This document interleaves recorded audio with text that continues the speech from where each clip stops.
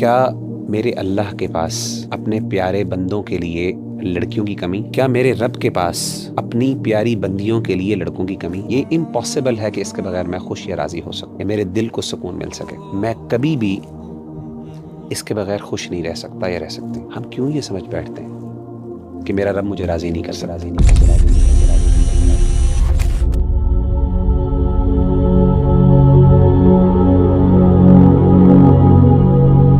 وغیرہ بھائی، ہمارے نوجوانوں کو اکثر عشق ہو جاتا ہے اور اس عشق کے اندر وہ اتنے مبتلا ہوتے ہیں کہ وہ سمجھ بیٹھتے ہیں کہ اب ان سے ہی جن سے ان سے عشق ہو گیا ہے ان سے ان کا نکاح ہوگا، اور کافی جد و جہد کے بعد بھی اگر ان کو عشق نہیں مل رہا، وہ پیار نہیں مل رہا، جس میں وہ ایٹ دی اینڈ نکاح نہیں ہو رہا اس کا، اور نکاح نہیں ہوتا اکثر، تو جب اس کے بعد ایک درد اور تکلیف انسان گزرتا ہے، بڑی مشکلات بھی اس میں آتی ہیں اور انسان کی زندگی کا تصور بھی چینج ہو جاتا ہے۔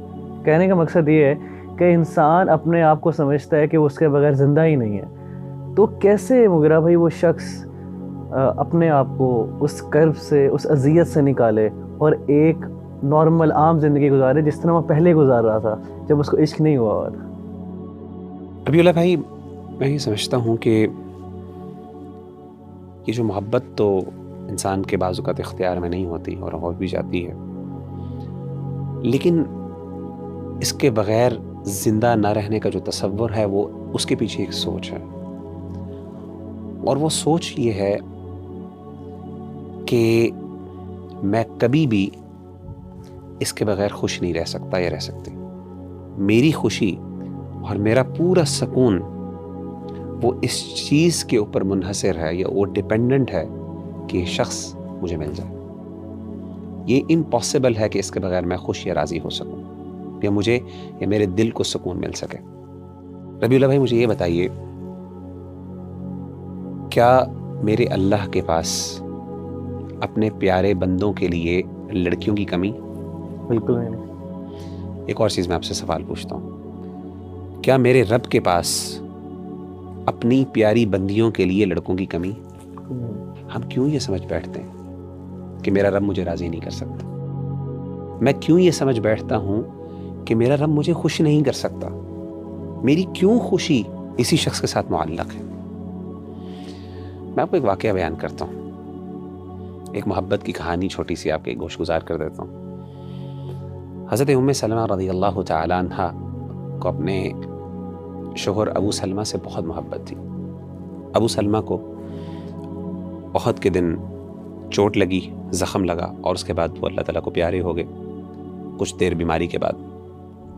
تو اللہ کے رسول صلی اللہ علیہ وسلم ان کی عیادت کرنے آیا کرتے تھے، اور جب اللہ کے رسول صلی اللہ علیہ وسلم کو یہ پتہ چلا کہ ابو سلمہ دنیا سے رخصت ہو گئے ہیں، تو آپ نے حضرت ام سلمہ کو ایک دعا سکھائی اور کہا، آپ یہ کہیں انا للہ و انا الیہ راجعون، کہ ہم سب اللہ کے ہیں اور اسی کی طرف ہم نے لوٹ کے جانا ہے، اور ساتھ یہ بھی کہ اللہم اجرنی فی مصیبتی واخلف لی خیرا منہا، کہ اللہ جو مجھ پہ تکلیف آئی ہے تیری طرف سے، اس تکلیف کو رائگاں نہ جانے دینا۔ کیا مطلب ہے؟ کہ اس تکلیف کے بدلے مجھے کچھ نہ کچھ اجر ضرور دینا، یعنی یہ ضائع نہ ہو جائے، یہ نہ ہو کہ بس یہ ہو گئی، میرا دل ٹوٹ گیا، یا جو بھی میرے ساتھ معاملہ ہوا وہ میری غلطی تھی، نہیں تھی، ایک علیحدہ بات، لیکن اللہ یہ تکلیف جو ہے یہ میرے اوپر آزمائش ہے، میں اس پہ صبر کرتی ہوں یا کرتا ہوں، اللہ اس کو رائگاں نہ جانے دینا۔ واخلف لی خیرا منہ، اور اللہ مجھے اس سے بہتر عطا کر۔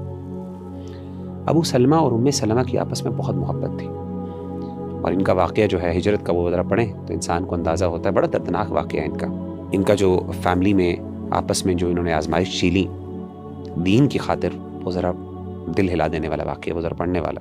تو حضرت ام سلمہ کہتی ہیں کہ میں یہ سوچا کرتی تھی، یہ دعا تو میں نے پڑھ لی کہ اللہ مجھے اس سے بہتر عطا کرے، کہتی مجھے یہ سمجھ نہیں آتی تھی، یعنی میرے دل میں جو ابو سلمہ کے لیے محبت تھی وہ کون شخص لے سکتا ہے؟ کہتے مجھے یہ بات ہضم نہیں ہوتی تھی، مجھے سمجھ نہیں آتی تھی کہ کون ابو سلمہ سے میرے لیے بہتر ہو سکتا ہے۔ انسان بھی یہ سمجھتا ہے محبت اور عشق میں کہ اس بندے کی جگہ کون لے سکتا ہے، اس سے بہتر کون ہو سکتا ہے، اصل میں یہی سوال ہے۔ تو کہتے لیکن میں پھر بھی اس پر اعتماد کرتے ہوئے، توکل کرتے ہوئے دعا پڑھ لیتی، اللہ مجھے بہتر عطا کر۔ میرے نبی نے کہا کہ مجھے بہتر مل سکتا، میرا رب کہتا ہے کہ تجھے بہتر مل سکتا۔ مختلف رشتے آئے، سیدنا ابو بکر کے آئے، بڑے لوگوں کے رشتے آئے، سبحان اللہ، نہیں مطمئن ہوئی، یہاں تک کہ اللہ کے رسول صلی اللہ علیہ وسلم کا رشتہ آ گیا۔ اللہ، جب اللہ کے رسول صلی اللہ علیہ وسلم سے آپ کی شادی ہوئی، ام سلمہ کی، کہتی ہیں سبحان اللہ، مجھے اندازہ ہوا کہ واقعی میرے رب کو پتہ ہے کہ مجھے اس سے زیادہ خوشی مل سکتی ہے اور مجھے ملی۔ تو اصل بات یہ ہے کہ یہ جو سمجھنا کہ میرا رب مجھے راضی نہیں کر سکتا، میں سمجھتا ہوں کہ یہ ہم نے اللہ کی محبت کو اور اللہ تعالیٰ کی قدرت کو پھر سمجھا ہی نہیں۔ انسان کو دعا کرنی چاہیے، جیسے استخارے کے آخر میں آتا ہے نا، اللہم رضنی بہ، اللہ فیصلہ تو کر لے، میں تیرے اختیار میں دے دیتا ہوں یا دے دیتی ہوں، لیکن اللہ پھر میرے دل کو بھی ٹھنڈا کر، میرے دل کو راضی کر دے۔ تو یہ اللہ سے دعا مانگنی چاہیے، انشاءاللہ اللہ تعالیٰ بہتر عطا کر دے گا۔ اللہ پہ ٹرسٹ کرے انسان۔